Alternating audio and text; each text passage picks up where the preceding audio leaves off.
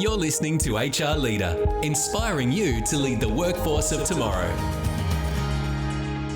Hello everyone and welcome to another episode of the HR Leader podcast. My name's Jerome Doraisamy. I'm coming to you today from Camaragal Land in Sydney.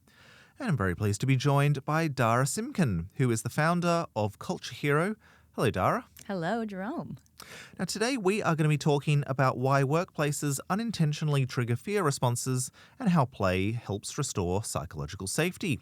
I'm very interested to know more about the importance or need for play and what HR teams and professionals can do to better imbibe this across the workforce. But before we get into all of that, Dara, tell us a little bit about yourself and the work that you do. Sure. Well, if you can tell by my accent, I am not from around here. I am American. I've been in Australia now for the past 15 years. And when I first came here, I won an all-expenses paid trip to Tasmania through a video competition, which was super exciting. And then just realized how much I love the country and stuck around. I have a background in PR and marketing and experience design. And then I got into coaching. And from there, I was just kind of realizing that when I was coaching people one-on-one, young professionals in their 30s and 40s, I could tell that there was this real gap around joy. So I'd ask them, what do you do to fill your cup and where do you put your energy? And a lot of the answers, especially in Melbourne, where I go to cafes with my friends, which that's great, building a sense of community, finding your tribe, things like that. However, I think that was kind of the long and short of it. Yeah. And I was just having this kind of provocation around where are adults getting their joy from and how do we kind of re-energize ourselves, right? Because what I just recently found out, which is interesting, when you think about thermodynamics around energy can't be created or destroyed. It can only be transferred. So when we think about how much we put ourselves and our energy into something, is it giving us that energy back? And oftentimes when we're scrolling or shopping or whatever it is, we're not actually getting that reciprocity of the energy. So I thought, I was going to do the first ever adult summer camp in Australia. I got everything all ready to go, and it was a big flop. I only had 3 people book.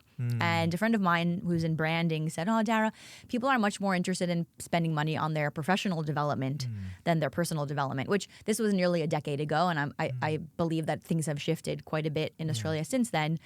And so I was like, okay, well, what is my Simon Sinek why? What am I doing here? And at the core of it was really connecting adults to playfulness. And so instead of going that kind of personal development route, I pivoted into professional. And I looked up what was happening in Silicon Valley. I explored Dr. Stuart Brown's work in the National Institute for Play.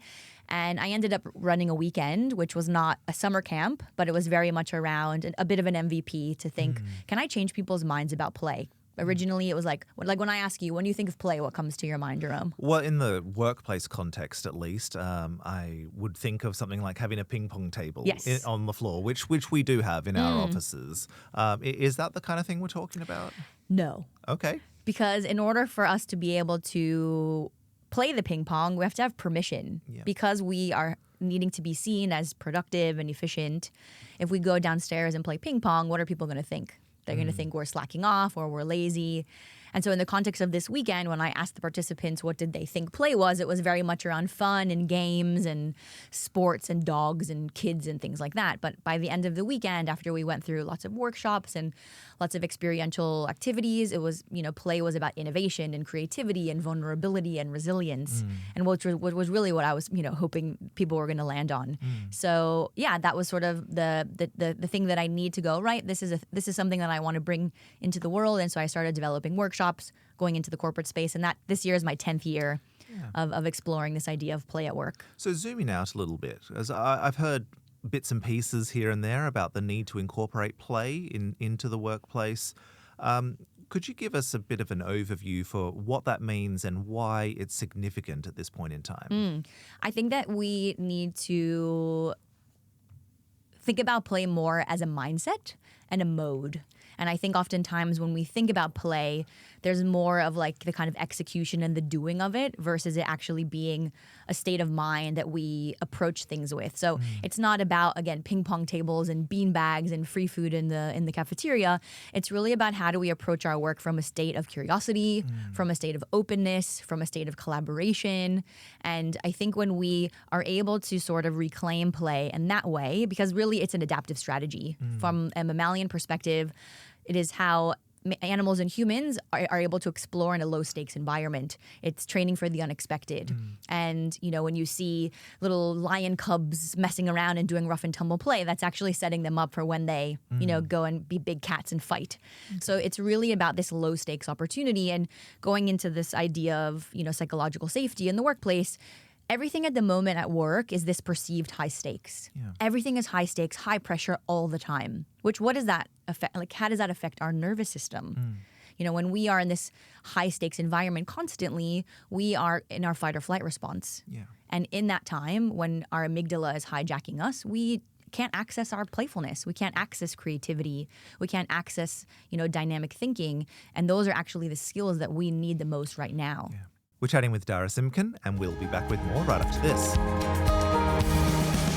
Dara, you've touched on something there that I want to get into. I mean, this idea that the workplace right now, it could be in any kind of sector, I suppose. I'm obviously in media, and it can feel very high stakes. I write for professional audiences in law and accounting, and obviously in HR, and it can feel very high stakes for those professionals, I've no doubt. How can that sort of culture or climate or environment trigger fear responses for workers? What does that mean? Well, I think when we perceive everything as high stakes, our identity is on the line, our competence, the way that people view us. And that's very much triggers our sense of needing to belong. Like when you think about from a tribal perspective, we needed to have community in order to survive. And we still have that wiring. We still need to belong. We still need to feel like we're a part of something and part of a tribe. Otherwise, we get exiled and we die, basically. And so when we still have this deep need to fit in and belong, it gets kind of bastardized in a way where we then feel like everything, our identity is on the line. And if we don't perform at a high level, that we aren't going to have our job tomorrow. Yeah. And essentially that's our livelihood. And that is a very scary thing to think about. And so again, from a neurological and physicality perspective, being in that fight or flight response and that panic state is why everyone's exhausted. I mean, I don't know about you, but when you ask people how they're going nowadays, I'm so tired, I'm so exhausted, I'm so overwhelmed. You don't really hear a lot of people saying, I'm slaying it at the moment. It's so great because there's so much pressure with technology. Yeah, well, I certainly feel exhausted right now, but I'm not sure how much of that is down to the fact that we've got a toddler at home and we're about to have a second child as well. And certainly there's a layer of exhaustion and stress that comes with that. But and one thing that I try not to do is to let that color the stress that I might be experiencing at work as well, because they are two separate things and they're both very valid and legitimate. Do you find that people may feel like they've got a lot of pressure at home with the kids and the spouse and everything, and so it means that the work stress is kind of ignored? I just think that everything is connected. That idea of work and life being separate, I think, has sort of been debunked, and we realize that it takes more energy to be someone else at work than when we actually are ourselves. And yes, I have a toddler. I'm a single mom. I have a 5-year-old that I have 50-50 with my ex-husband, and I run my own business. And so there's definitely that perpetual state of overwhelm. I also have ADHD. So I'm like a perfect storm of overwhelm. But I think what I was mentioning before about energy is we have to get really clear around where our energy is going. And our energy is going into our family and it's going into our work. And so I think for me, when I started to look at my own life and my own bandwidth and my own capacity, and it was leaking into all these different places that weren't actually filling my cup, then I didn't have the energy to then be the mom that I wanted to be or be the entrepreneur that I wanted to be. Yeah, and I think if I'm interpreting what you're saying correctly, is that there's a danger then that you will come to the end of the week on Friday afternoon and you're just so exhausted that you need to use the weekend to fill up that cup again, rather than using the weekend to actually enjoy your life, play with the kids or whatever it is. So from your perspective, what is the impact on a workplace, on a business, if workers are continually in this kind of fight or flight response, if they're continually exhausted and they're not able to properly recharge the batteries? Well, I think there's massive implications on just the success of the business, which I don't think necessarily should be the end game, right? I think we all know that when we treat our people respectfully, when we treat them and create the right environment for them, that they're going to thrive. But unfortunately, I think the workplace, thanks to things like the Industrial Revolution and Henry Ford and all that, we're kind of created, or workplaces have been created for efficiency and productivity, and we're not machines. And what's happened before, like the Industrial Revolution replaced a lot of blue collar workers because of machines. And so right now, AI, there's this big fear around it replacing white collar workers. And so how do we figure out what are our skills and sort of talents as human beings? Like AI doesn't have judgment, AI doesn't have values, AI doesn't have connection. And so we have to figure out ways to cultivate that in ourselves so that we can thrive in this day and age. Because with my book, Full Stack Human, we talk about these capabilities that we have. And one of them is, in my level of expertise is around play.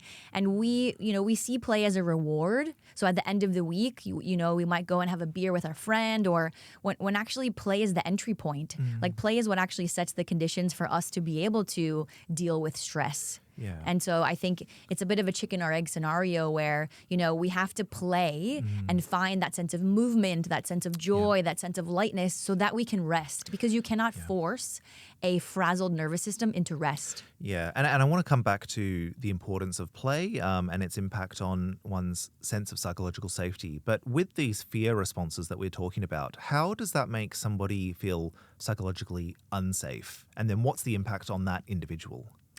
Well, I think when we are in fight or flight is because we feel like we're under threat. And why do we feel threatened in our workplace? Yeah. What is threatening us? And again, we have to consider our evolutionary biology is, we used to be hanging out on the savannah, and we had to be hypervigilant because if there was a rustle in the bushes or a shadow, we had to think that was gonna kill us. Yeah. And so our need to survive is innate, right? Yeah. But now that's a performance review that we're worried about, or a torrent of emails. And so our body is still responding the same. And so I think the more we can understand our own biology, I make a joke like have a meal with your mind, take your brain for breakfast. Like the more we can understand the way our brain works, how we seek dopamine, what our negativity bias is, all of these things that feel very scientific, but actually if we, and we've talked about it in the book as well, how do we make these concepts more palatable so that we can be educated and go, okay, this is why this is happening, and I have a choice in the matter. Yeah. And obviously we're going to get into some of the practical ways to better manage that psychological safety, but just sort of zooming out a bit, how much of this can actually be overcome? We're obviously living in a time and an age where we have so many different tech devices. We have our emails on our phones, for example, and we're all using AI more and more for our daily work. And so when you leave the office physically, you haven't necessarily left the office because everything is so accessible. Clients can call you at any hour of the day. And that is a very hard genie to put back in the bottle. So from your perspective, is it possible to even fix some of these problems that we're seeing? Certainly there are things we can put in place that can and will help, and we'll get into those. But is this just, I guess, the time that we're living in? To get mildly esoteric, I think this concept of busyness, and when we look at Brené Brown's work and things like that, this idea of busyness has become a badge of honor, right? And so when someone asks you how you're going, a lot of us say, I'm busy, which is not actually a real state of being. No. And I sometimes want to think about this idea of what are we hiding behind with the busyness? And I think when we say we're busy, we're creating this cognitive dissonance between what is actually happening for us. And cognitive dissonance is when there's an uncomfortable truth that we can't really or want to deal with, and so we name it something else. For example, we call cow steak. Because if we said, I'm going to go eat some cow, it's a bit tricky. And I eat meat. I'm not harping on like I'm a vegan. But I think we create that cognitive dissonance because it makes it more comfortable.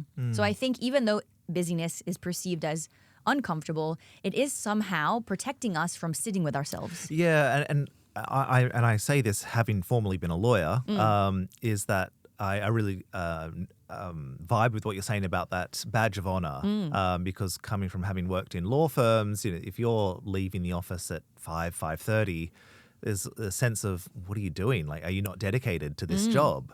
And certainly law is not unique. Other professions will have that same cultural attitude as well. So it sounds as though there's a whole bunch of factors working together to create this cocktail whereby workers feel like they have to have fear responses, like they have to be in that fight or flight mode, and they're just constantly exhausted and probably disengaged, disenchanted, and it's just going to have bad repercussions for themselves physically, psychologically, but then for the business, turnover is going to increase.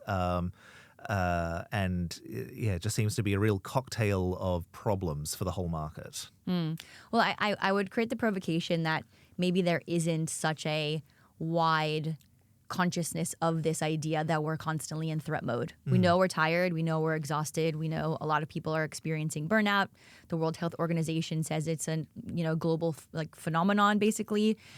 But there's something that happens before burnout, which we talk about in the book, which is achievement syndrome from a great researcher, Michael Simmons.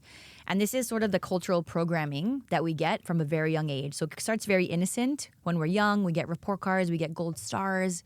We start to realize that if I'm excellent, then I'll belong. And so then we start to feel really good about that. And then we start to fuse our identity to it. And then we kind of become our output. And we lose our identity in that situation of like, I'm the lawyer, or I'm the doctor, or I'm the HR leader, or whatever it is. And then we start to double down and we optimize everything. We optimize our schedules, where we have productivity hacks. We're part of the 5 a.m. club. And then we start to have this diminishing return where it's like, actually, the success doesn't feel as good anymore. And neither does the achievement. And things around us start to really suffer. Yeah. And then that continues to build until we kind of are on the precipice of a breaking point, either mentally or physically.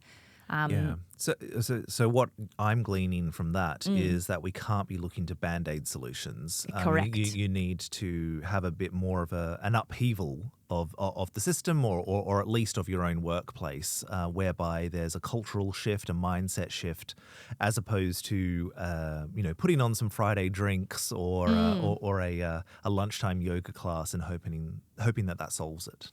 I mean, I think there's sort of two streams going on in that, Jerome. I think on the one hand, when we as an individual think about the systems that we exist in and how a lot of them are fraying at the seams, we feel helpless because it's like, this system is so big and how could I possibly change it? And so we feel helpless. And then we seek out dopamine because we're seeking out pleasure, and we get those little hits of dopamine from our phone or from shopping or whatever it is. And it doesn't make us feel good, but then it makes us feel worse. And so we need more of it because we think it's like I like explaining dopamine because as someone with ADHD, understanding my own relationship to dopamine has been life-changing. So dopamine is our go get it. It's not the actual pleasure itself. It's the motivation to do the thing, right? Yeah. And so when we try to seek out pleasure, like for scrolling, doom scrolling, for example, it's like playing a slot machine. We're like anticipating that it's going to feel good, but it doesn't actually ever feel good. And so we need more to keep kind of trying to fill that hole. And pleasure and pain are on the same continuum for us biologically. So the more we have these spikes of dopamine, the more we crash. And the more we crash, the more dopamine we need. And we end up in this vicious cycle. So that, going back to this idea of the system, and this I think is relevant to both individual and cultural, is environment, our conditions, right? So as an individual human being, what are the conditions that we have as in our sphere, The conditions that we have control over are our relationships. Yeah. The conditions we have control over is the information that we take in. A lot of the information we take in is either fake or sensationalized. Like our attention is bank, and fear and doom sell. We have our own kind of mental wellness and our physical wellness that are in our control. And then at work, we have the control over who we connect with, how we can find small bits of ease in the day, right? And so again, for a lot of us, we feel like, I can't change my work, and it's so high stakes, and I'm losing my mind. But the more we can try and fill our cup and think of our conditions that we have control over, the more capacity we build. Yeah. And our capacity is like our cup, right? Yeah. So the more we can have the right environment to have a bigger cup and more bandwidth, that means we have more capability to deal with the harder stuff. So we're not trying, because we can't fix things when we're on empty. Yeah.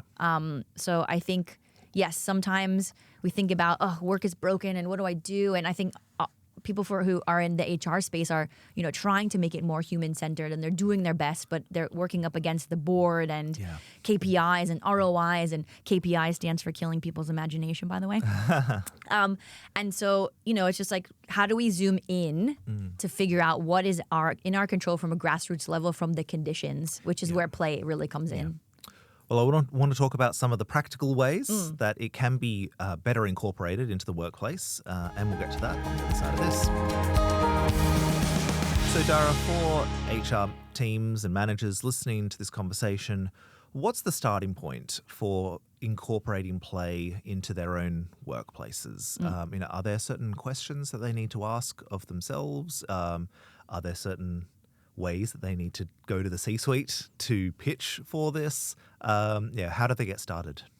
Well, I think what we were speaking about before around how everything is high stakes and high pressure all the time, we actually need low stakes moments in order to practice, to get better at things. If you think about aviation, you don't just put a pilot who's in training into a plane. There's virtual simulation and things like that. So how are we creating these kinds of moments of low stakes where people can start to build their sense of competence, confidence, and consciousness, so that way when stakes are high, they have something they can fall back on. And so that is getting people together to just think about what's possible, allowing people to ask questions. Like when it comes to psychological safety, it's around inviting participation.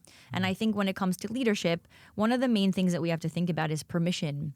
So if you're not actually giving yourself permission to regulate your nervous system, get more curious, kind of invite this idea of, I want to hear from you. I want to know what you think. I want to, it's like signaling. It's like with a dog, for example, when they want to play, they like paws down, bum up, wagging their tail. Not to say that a leader should do that, but there are these signals that we can put off in our body language to show that like I'm approachable. And I want to give you permission to come to me when you feel like something could be better, or if you have an idea that you want to share, like bring it to me, and it's not going to be poo-pooed. And in my work, I spend a lot of time teaching leaders around improvisation. And it stems from this concept of yes and, where we're able to build on each other's ideas. Would you like to play with me very quickly? Sure. Okay, so we're going to start with yes but. Okay. We're going to plan a party. I'm going to give you a party idea, and you're going to yes but me with your response. Okay. I'm going to yes but, and we'll go back and forth, and then we'll do the next round. Sure. Okay. Jerome, I would like to throw an office party with a Hawaiian theme. Okay. Yes, but why are we doing this? Yeah, I mean, I think I want to do it because, people are not really doing very well, but yeah, I really need you to be on my side. Okay. Yes, but how much is this going to cost us? Yeah, I see what you're saying with the cost, but does it really matter? I feel like we need to invest in our people. Okay. Yes, but why do they need investing in? What's the problem? Yeah, I hear that you don't know what the problem is, but I do think that, engagement is a priority of ours. Okay. All right, so now we're going to play yes and, okay? So you throw me a party idea, Jerome, and I'm going to yes and you. Okay. All right. Well, it was Lunar New Year last year as of the time of recording, so let's say it's coming up. Hey, Dara, Lunar New Year is coming up, and I think it'd be cool to host a lunch for everyone in the office. We'll put on some Chinese food, celebrate Chinese culture. Yes, and I think that's such a great idea. It's the year of the fire horse, so we can really drive this idea of like transformation and growth. Yeah. Okay, yes, and sorry, I'm not sure what I'm supposed to be asking now that you've agreed to my idea. No, you build on my idea. Oh, okay. Yeah. Yeah, no, that's so cool. And, maybe there's ways that we can look to incorporate Chinese culture into the lunch as well, so it can be more of a diversity thing. And, we can really, I guess, support anyone in the office who for whom this may be their culture. Yes, I love that idea of diversity, inclusion, and we might even invite people from other departments to really bring this inclusion idea to the next level. Yeah, and maybe coming out of this lunch, we'll get some ideas from the staff about future things we can do to better be more inclusive about people's cultural backgrounds or religious backgrounds. Yeah. And so for you, Jerome, which one was more generative? Well, certainly the second one. Correct. Yeah. So yes, and it's literally just changing one little significant part of our language going from but to and it becomes so much more generative, more exploratory, more collaborative. And so when we think about yes, but, I'm sure there's lots of people out there who have experienced yes, but before. They've shared an idea maybe when they were just starting out or maybe recently, and it's destructive. Yeah. It makes us feel like our answers are totally invalid and we're blocked. Yeah. Okay, and then what about at a team level? So Dara, if you're my HR manager, I have a team of 6 journalists that I manage. How can I better incorporate play into the environment of my team? What advice would you give me as a team leader? I think one thing to think about is rituals. And if we can even just have a small session with our team thinking about what would really elevate our team. And sometimes you have to think about what are our gaps. So maybe your team feels like there's a gap in connection. So what's a small repeatable habit that we can create as a team that is going to bring us closer together? And you let people contribute, because if you are just going to throw activities at people, we want to create an invitation and we want to create participation. So it's as simple as coming together and going, hey, what do we want to improve on when it comes to the way we are as a team? Is it being more collaborative? Is it being more connected? Is it have more fun? Is it listen to each other more explicitly? And then we can create small repeatable actions and try them. It might be something that you do every week where you every Wednesday you have a cultural lunch and everyone brings something that's representative of their country. And that level of connection that's built in that kind of 1 hour once a week is monumental, right? And so I think when we have meetings, we can start the meeting with a check-in, something funny like, if you were arriving as the weather today, what's your weather? Oh, I'm feeling a bit stormy, and like there's a lot going on at home, and it feels like there's thunder. There's just little micro moments, and I think that's when we think about change and we think about bringing more play into the workplace. It's not this overhaul. It's not like wipe all the seriousness away and we have to just run around and play and have a slide. It's just micro moments of connection, micro moments that we can build, where we build curiosity, where we build collaboration, and there's so much out there that you can look at. You can look up improv games online. You can look up, you can literally ask ChatGPT or Claude or Gemini and say, hey, I want to run an activity for my team. Give me some suggestions, right? Yeah. Okay. And for HR managers or team leaders who might be resistant to this idea, if they're saying, look, there's just so many other things I need to worry about in the day-to-day. I'm busy trying to upskill my team on new AI platforms that we have. I'm busy trying to manage a multi-generational workforce. I'm just trying to keep the talent that I have, and that's where my energy's going. What would be your response to those managers? I would say employees who play are employees who stay. I would say from a multi-generational perspective, play is a total leveler. Everyone has played when they're children unless they had an extenuating circumstance. So for example, when I bring Lego into a business and there are 65-year-olds and 25-year-olds, everyone dives into that Lego because they've been given permission. So no matter how old you are, if you give your people permission to play and you create a safe enough space for them, they're going to do it, right? Yeah. I think also when we talk about AI, for example, anything that you are upskilling your people in AI. So I'll give you a tip. Ruben Hassid, I don't know, some people might have come across him on their LinkedIn travels, one of the #1 AI content creators in the globe. He reached 25 million people last year. His #1 tip for dealing with AI is to play like a kid. Okay. That is literally the most simple thing. We didn't learn to walk by reading about balance. We didn't learn to talk by exploring grammar. We just babbled and fell and learned and did dumb things. And that's what we have to do with AI. We just have to play with it. We don't have to fear technology. We can play with it. So if you're saying you're too busy and you don't have time for this and you don't have time for that, the thing that is going to make you indispensable with technology is your humanity. Yeah. And the more we can reconcile that and believe it and cultivate this sense of play and curiosity, which is an ancient mode of our existence, we are built to play and built through play. We are going to be irrelevant and our jobs will be replaced. So play on, people. Play on. No, I love that. And Dara, just finally, you were kind enough to bring in a copy of your new book for me. You've co-authored Full Stack Human, the mindset upgrade you need to stay human in a world ruled by technology. Tell us a little bit about the book. So it's really about this idea around capability, right? And there's 5 capabilities in the book: serious play, strategic hope, intelligent optimism, radical curiosity, and embodied adaptability. And when we think about the things that we need as human beings in order to survive this crazy time of technology, it's like, is it artificial intelligence or artificial insanity? You choose. we need to play and we need to be curious. We need to cultivate that mode where we can bring our nervous systems online. The way that we're existing right now isn't sustainable. And so the first part of the book talks about our biases, which our biases have helped us to navigate the world. It's how we figure out things with incomplete information. But if we're not conscious of our biases, like negativity bias, where we seek out the negative, confirmation bias, where we create our own echo chamber and only seek out information that confirms our ideas. We talk about achievement syndrome, which is what I mentioned before burnout, and also our connection and kind of immunity to change.